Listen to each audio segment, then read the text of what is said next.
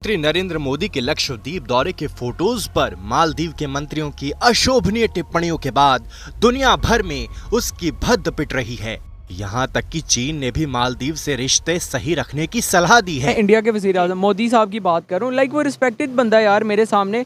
वो कम से कम हम जितनी मर्जी गालियां दे, वो अपनी कौम के लिए यार वो एक रोल मॉडल है। वो ऑलमोस्ट 2 अरब आबादी का यार हीरो है। वो भारत ने क्या क्या करा है मालदीव्स के लिए। जब भी मालदीव्स खाना भेजा, पानी भेजा, दवाइयां भेजी, पैसे भेजे, और जब इनके गर्दन पे इन्हीं के सगों ने छुरी रख दी थी ना, तो इंडियन आर्मी गई थी। Absolutely critical that the government of Maldives distanced itself from the comments by the minister. I know that the government has suspended the ministers, but I think it is important that the government of Maldives issue a formal apology to the Indian people. इस बीच इस मामले में अब Israel की entry हो गई है। हमेशा की तरह इजराइल ने भारत का साथ दिया है। पीएम मोदी के लक्षद्वीप को भारत के नए टूरिस्ट डेस्टिनेशन के तौर पर डेवलप करने की बात का समर्थन इजराइल ने भी किया है। अब दोस्तों देखिए, अब्दुल्ला महजूम माजिद ने यह बात बोली है। क्या कह रहे हैं कि टारगेट करा है मालदीव। कैसे टारगेट करा है मालदीव्स को? मालदीव्स का नाम लिया क्या? अगर भारत के प्रधानमंत्री ये बोले हैं कि आप भारत आइए, तो मालदीव्स को टारगेट कर रहे हैं।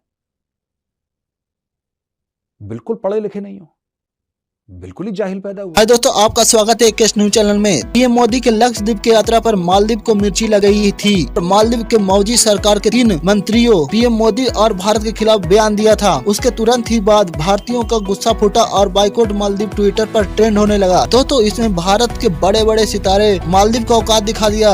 इन सितारों में सलमान खान, जॉन इब्राहिम, अक्षय कुमार, शारदा कपूर जैसे सितारे शामिल हैं। इसके थोड़े ही देर बाद मालदीव को झुकना पड़ा और अपने तीनों मंत्रियों को सरकार से निकाल दिया। दोस्तों, भारत मालदीव को हमेशा उसके खराब समय में साथ दिया है, लेकिन मालदीव जैसे देश ये भूल जाते हैं कि भारत से गद्दारी का बुरा परिणाम भुगतना पड़ेगा। दोस्तों, मालदीव टूरिज्म से चलने वाला देश है और इसमें सबसे ज्यादा टूरिस्ट भारत से ही वहां जाते हैं। और आप समझ सकते हैं कि मालदीव के जीडीपी में भारत का योगदान सबसे बड़ा है। दोस्तों, अब वीडियो को स्टार्ट करते हैं और देखते हैं इस पर पाकिस्तानी मीडिया का क्या रिएक्शन आता है। उससे पहले अगर आप मेरे चैनल पर नए हो तो चैनल को लाइक और सब्सक्राइब जरूर कर दें।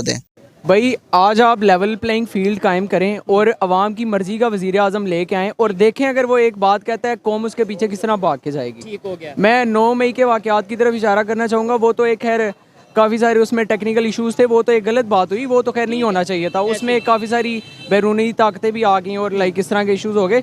लेकिन अगर आपका लीडर आपको कोई अच्छा इशारा करता है, आप लोग करेंगे यार वो बंदा।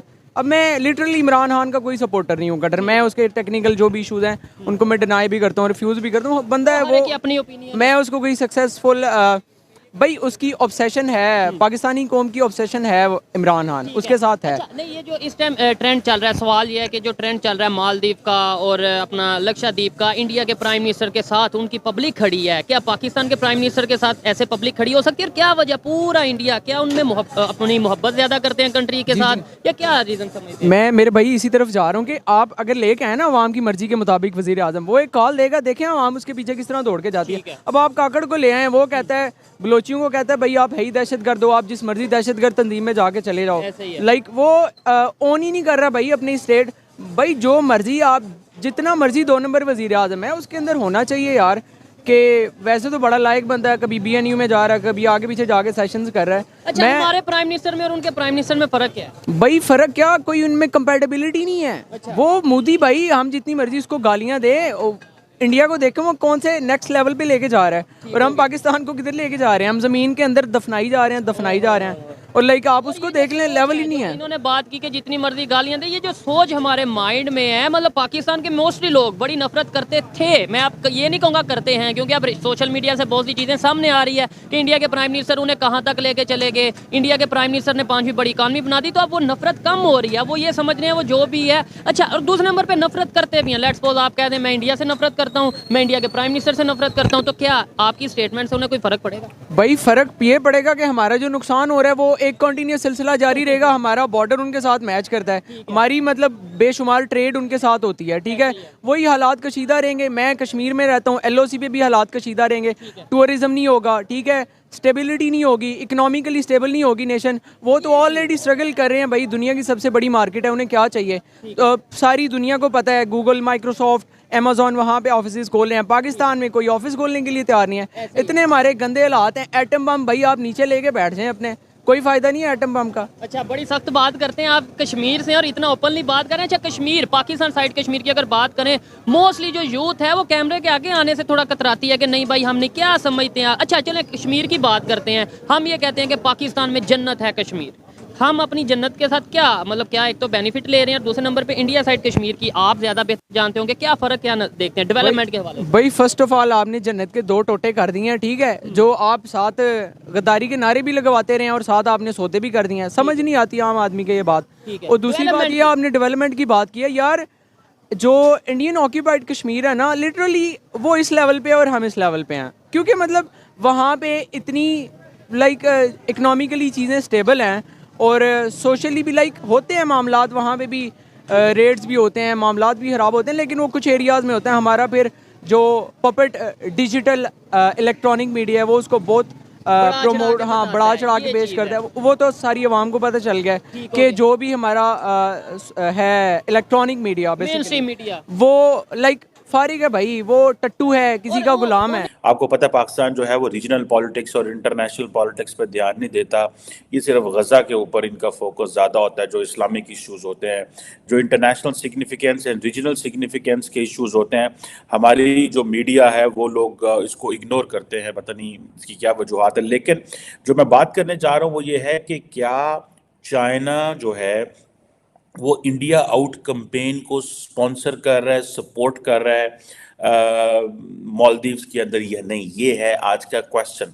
और आपको पता है कि इस वक्त जो मालदीव्स के जो प्रेसिडेंट हैं वो इस वक्त चाइना के अंदर हैं और वो बड़े एक इम्पॉर्टेंट ट्रिप पे है। अब क्वेश्चन कहा जाता है कि बैक इन 2018 जब उस वक्त के सदर अब्दुल्ला यमीन जो थे मालदीव के, वो ऑफिस को छोड़ रहे थे, उस वक्त कहा जाता है कि बहुत सारी टेंशन्स थी और जिसे वो कहा जाता है कि मालदीव और इंडिया रिलेशन के हवाले से, this is what many people से कि जी वो टेंशन बहुत ज़्यादा थी। लेकिन कई लोगों का कहना ये है कि नहीं, बड़ा नॉर्मल रिलेशन था। कहा जाता है कि जो यमीन था उन्होंने चाइनीज को इन्वॉल्व किया इंडिया के मालदीव के अंदर, और इंडिया जो फर्स्ट पॉलिसी थी उससे वो निकले और ब्रिंग चाइना, जिसे कहते हैं ना पॉलिसी है bring China into two the system, ये एक पॉलिसी थी। और उसी वक्त उन्होंने फ्री ट्रेड एग्रीमेंट भी साइन किया चाइनीज हुकूमत के साथ। कहा जाता है कि उस वक्त एट दैट टाइम जो डेट था मालदीव का, जो कर्जा था, वो तकरीबन 1/5 ऑफ द GDP था ड्यूरिंग प्रेसिडेंट यमीन टेन्योर। और उसी वक्त उन्होंने जो है वो कंट्रोवर्शियल जो बेल्ट एंड रोड इनिशिएटिव है वो उसको ज्वाइन किया था। कई लोग इसको कंट्रोवर्शियल कहते हैं, कई लोग इसको कहते हैं नहीं this is a game changer. Pakistan में इसको गेम चेंजर कहा जाता है, चाइना और बहुत सारे और मुल्कों में इसको गेम चेंजर के तौर पे कहा जाता है, कई मुल्कों में इसको कंट्रोवर्शियल कहा जाता है। फॉर एग्जांपल इंडियंस इसको कंट्रोवर्शियल कहते हैं, फॉर इंस्टेंस के जी ये डेट ट्रैप डिप्लोमेसी है। इंडियंस कहते हैं कि जी जैसे पाकिस्तान में चाइना पाकिस्तान इकोनॉमिक कॉरिडोर है, तो वो जी बेसिकली वो जो चाइना पाकिस्तान इकोनॉमिक कॉरिडोर है वो हमारे खित्ते से इलाके से गुजरता है, कश्मीर और GB से। ये एक चाइनीज़, ये इंडिया की एग्रेसिव पोस्चर है। इसके ऊपर मैं बड़ा डिस्कस कर चुका हूँ कि जो इंडियन ऑक्युपाइड कश्मीर के अंदर अरब ममालिक इन्वेस्टमेंट कर रहे हैं और पाकिस्तान एक लफ्ज़ नहीं बोलता, लेकिन अगर चाइना पाकिस्तान के कश्मीर और GB में इन्वेस्टमेंट करता है तो इंडिया बोलता है। ये पाकिस्तान की कमज़ोरी है। बहरहाल आज का टॉपिक ये नहीं है। कहा जाता है कि मालदीव के अंदर जो है वो एक ऑथोरिटेरियन मॉडल आ रहा है, और वो जो मॉडल है वो उस वक्त आना शुरू हो गया जब यमीन जो था वो ऑफिस को छोड़ रहा था, और उस वक्त इब्राहिम सोले जो थे उन्होंने एक पोजीशन ले ली और वो ऑफिस में आ गए। और इब्राहिम सोले के बारे में कहा जाता है कि is very pro India leader, और उन्होंने जिसे कहते हैं इंडिया के साथ बड़े, और उसी वक्त जो है उन्होंने $1.4 बिलियन के करीब जो है फाइनेंशियल असिस्टेंस इंडिया से हासिल की। That is basically the time of 2018 की बात हो रही है।